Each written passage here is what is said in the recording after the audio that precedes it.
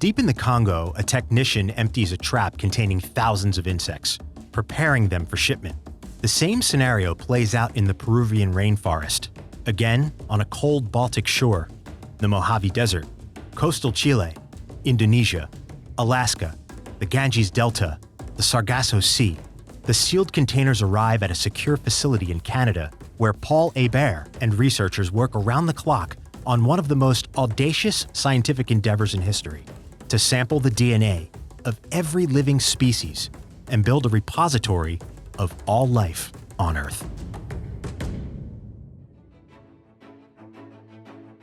I think, to my parents' concern, all of my early memories relate to biodiversity, not them for the most part. When I was 5 and I walked out and saw a chunk of limestone, and in it was this perfectly preserved trilobite, and opened the door to deep time biodiversity. It's sort of an amulet.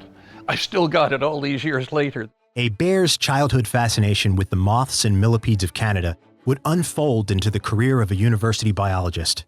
With far-flung expeditions to remote Australia, Papua New Guinea, the Arctic, Hebert had joined the centuries-old scientific effort to catalog Earth's species, finding abundant frustration with his progress. His students would bring him specimens to identify, and he'd shrug. I devoted my life to understanding biodiversity, and I wasn't getting better at answering their questions. Early estimates predicted Earth was home to about 10,000 species. Today, biologists believe there are 50 million.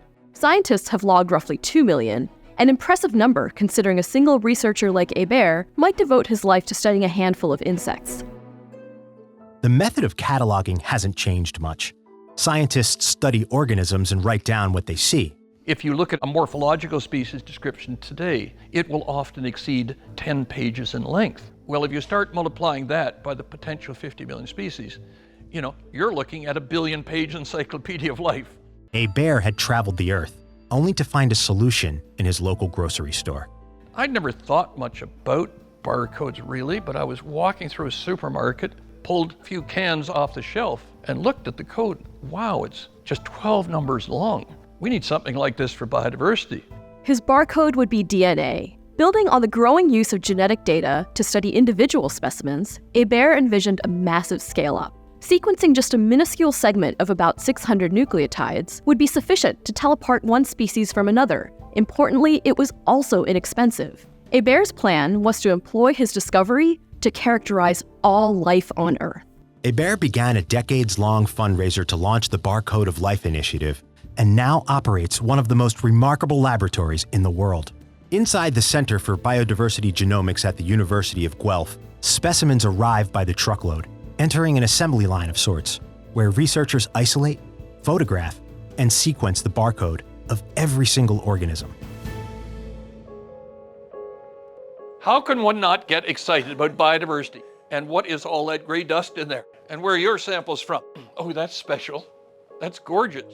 As we watch the team process a recent shipment from South America, we see barcoded specimens heading to cold storage on levels filled with freezer units, while others are preserved in library-like stacks. This pocket-sized device does what previously required a full-scale genetics lab. Anyone can take one into the woods, find a frog, swab its skin for DNA.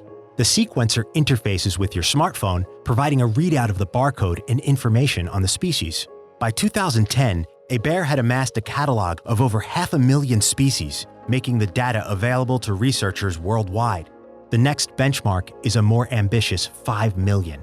And with each crate and container to pass through Hebert's doors comes the potential of another species new to science, waiting to be discovered, recorded, and added to the world's largest compendium of life.